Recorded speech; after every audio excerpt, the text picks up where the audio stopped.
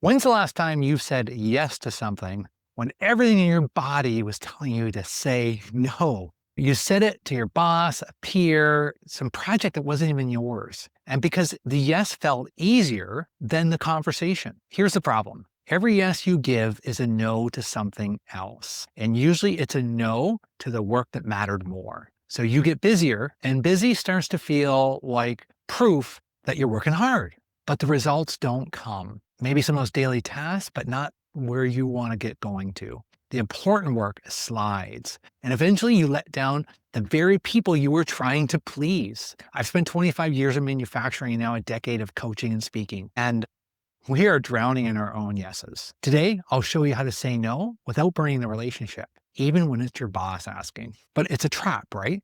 Because yes feels like generous. I'm a nice guy. I like saying yes. Like, hey, can I help me with this? Can we meet on this? I want to introduce you to this person. It gets overwhelming. And all of a sudden, you're over capacity. And then that starts to become a problem. So the hidden math is the yes is a no, because saying yes becomes a no because you end up not being able to get it done. Or something more important comes up and you can't say yes because you've got too much already piled up. So it's a mindset, it's a learned behavior of understanding. Do you know your capacity, right? Do you know what's in front of you, including some of the general distractions that we get in a day, some of your core responsibilities that are repeatable. We all have that in every level of manufacturing, from plant manager to supervisor, superintendent, team leaders, team members, engineers, weld techs. We're all in this together. And we're all asking each other for help. And, you may say yes to one person more than another.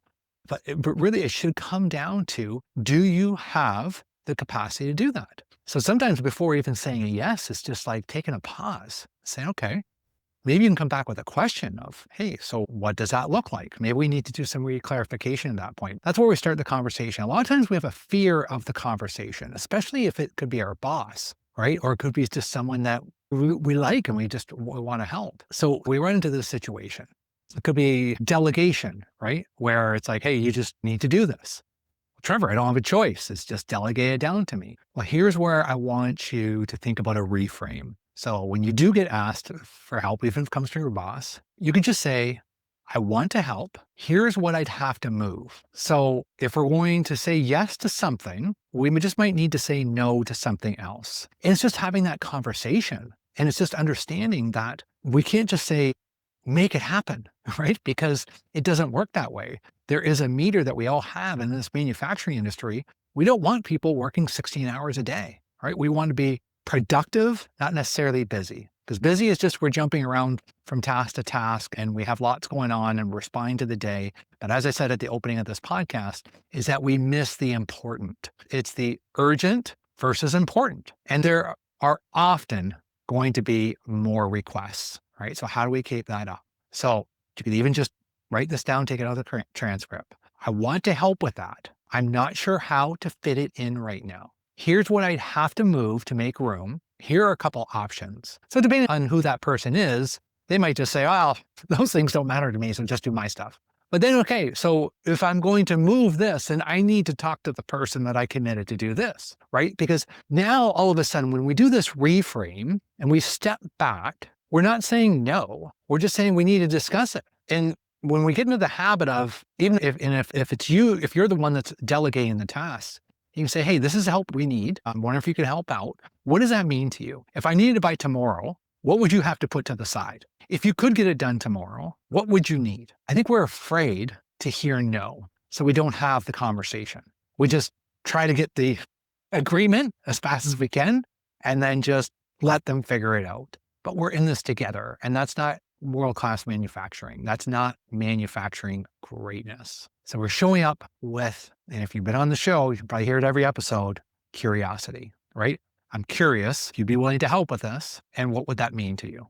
Like genuinely, really, right? Like, oh, okay, so you're not just going to dump this on me? And it may not be negotiable that it can or cannot get done, but it's like, hey, I really need your help with this. We're going to need to do this, but let's talk this through. What does that mean? So now all of a sudden, when we're talking about manufacturing team leadership, right, and how we lead, we're talking about capacity and priorities. It's just a conversation of what's your capacity, what's your priorities. It's not a matter of people are lazy or, they just can't manage multiple projects. It's just a matter of being more curious of like, if this is a person that works for your company right now, I assume that they're a good person and that their intention is they want to get work done and that they may just say yes. So actually, those are some of the ones that you need to be even more curious about. I know this. Hey, Trevor, I know you're just going to say yes because I know that you want to help. I also know a little bit about what you're up against right now. So I'm not naive enough to think that you can just make this happen. So I do need help, but what does that mean? So now all of a sudden, you're having this conversation and it's a deeper conversation of productive outcomes. It could be safety, quality, productivity, and it doesn't have to be a conflict. It's you and me. And then over here's the problem or the project. So we're just kind of having this conversation of, hey, what does this mean? So it doesn't have to be a no. It could be a not right now. It could be, well, if I could get it on Friday, that would work. Because we talk about the leader that's too busy to get anything done. I don't even want to ask that leader because they're so busy. You don't want to be that leader, right? If nobody's asking you because you're scattered and you're running around all the time, that's not helpful. It's not productive. You're not accessible. And it means that you're not able to kind of slow down. Because in order to go fast, you got to go slow and kind of take big picture. What do I need to be focused on? So what's one reframe that you need to take back this week? Maybe the next time you find yourself saying yes, think about your reframe, right? It could just be, hey, I'd love to help. Let's talk about what that means. Let's talk about the consequences of dropping everything and doing this now, because it doesn't just have to be that way. We can change the narrative, right? Together as a community, as a manufacturing community, we can just change the whole industry and kind of how we think. And when we change how we think, we change how we behave. And when we change how we behave, our whole culture changes and the outcomes change. And you get better safety, you get stronger quality, you get higher productivity. So let's keep engaged in this community. Thanks for saying yes to listen to this podcast, because I knew that you had to say no to something else to listen to this. So you made a choice and you made a sacrifice of giving time to manufacturing greatness to this community. And my job is to give you that value back 10 times. Another way to do that, manufacturinggreatness.com/subscribe. We are working on some new tools we want to put out there. Those will come through the newsletter. That's our main way that we connect with our community.